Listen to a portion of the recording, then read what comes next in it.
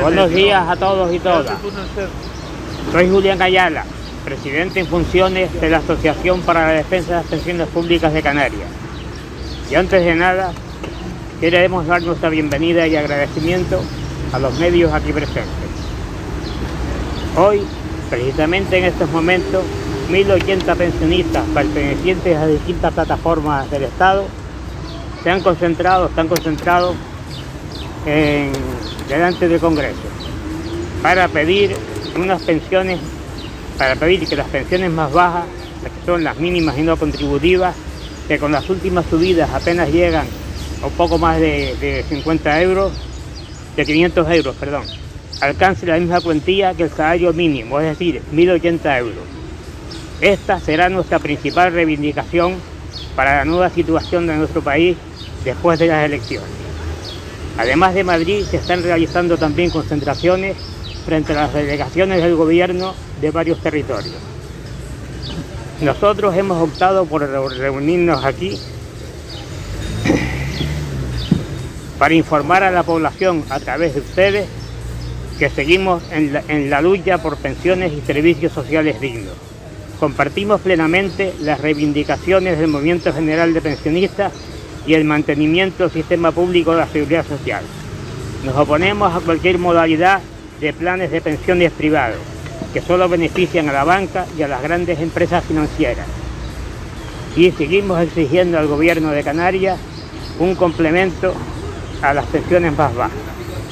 Sin más, paso la palabra a nuestros portavoces, Santiago Pérez, Rafa Cerichol y Nazario Prieto, para que desarrollen con más detalle lo que acabo de esbozar. Muchas gracias por la atención.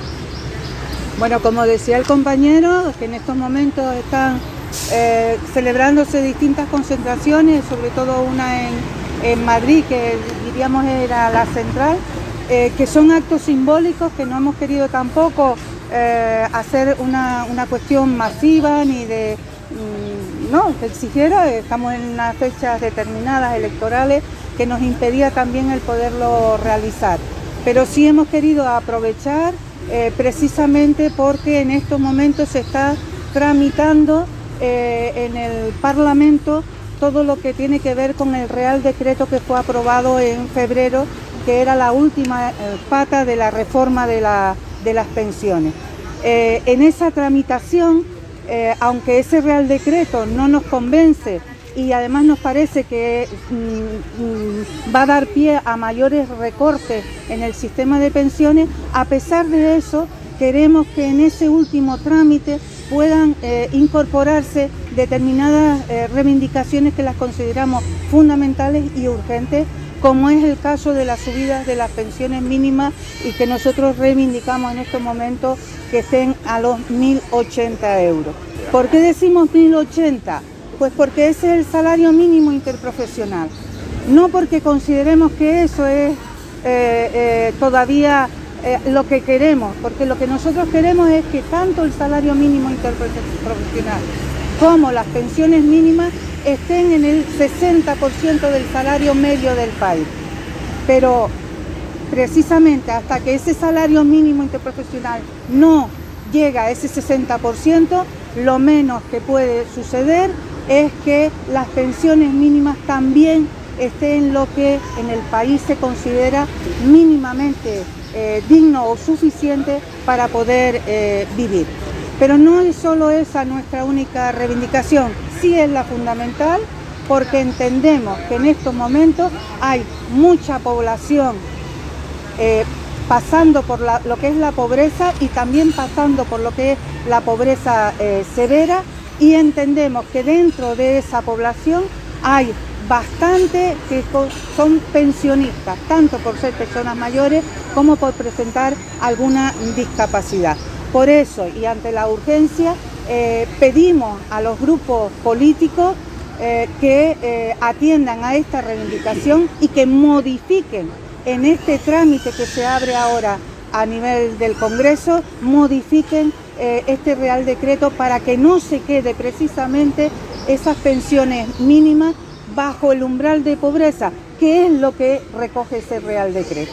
Nosotras y nosotros no podemos admitir que personas pensionistas estén viviendo de eterno bajo el umbral de la pobreza. Y eso es lo que recoge el Real Decreto, y es contra eso contra lo que nos estamos movilizando.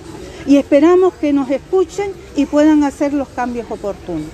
Pero también reconocemos, aún reconociendo que el Real Decreto tiene algunas ventajas, ¿no?, tiene algunas cuestiones que avanzan, sí que también tiene una serie de recortes importantes, como es la ampliación de los tiempos para cotizar y recibir una cuantía de pensión lo mínimamente digno. Es decir, el pasar de los 25 años actuales a los 29 a nosotros nos parece que es un retroceso para las futuras generaciones y no lo vamos a admitir.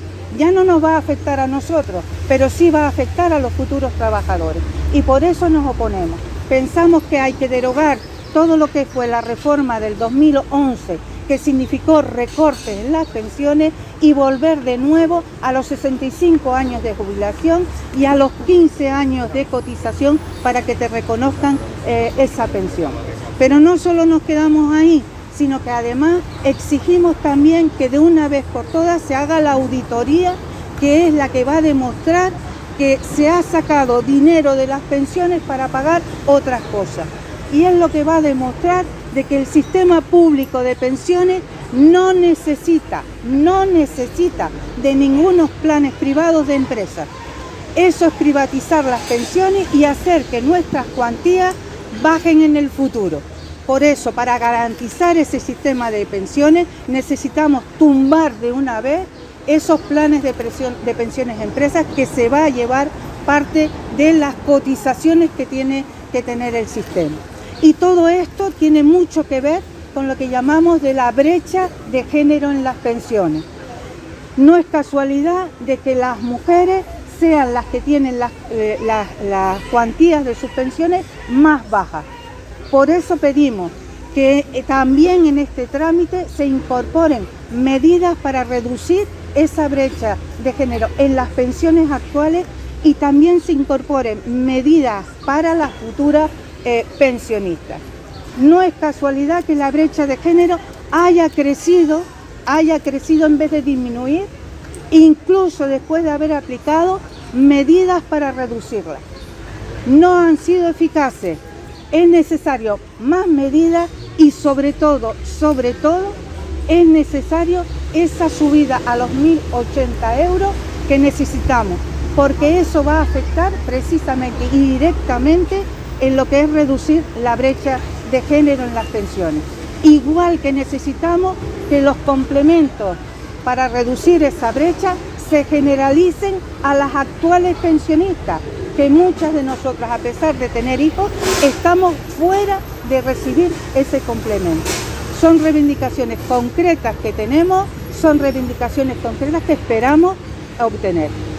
Todo esto son reivindicaciones con respecto al Estado, con respecto al gobierno central, pero también estos gobiernos autonómicos, municipales, cabildos, tienen responsabilidades y pueden hacer cosas, sobre todo pueden hacer cosas con respecto a lo que son aquellas que están peor, que son las personas que están recibiendo pensiones no contributivas. Y ya doy paso al compañero Rafa, que nos va a hablar de esa parte.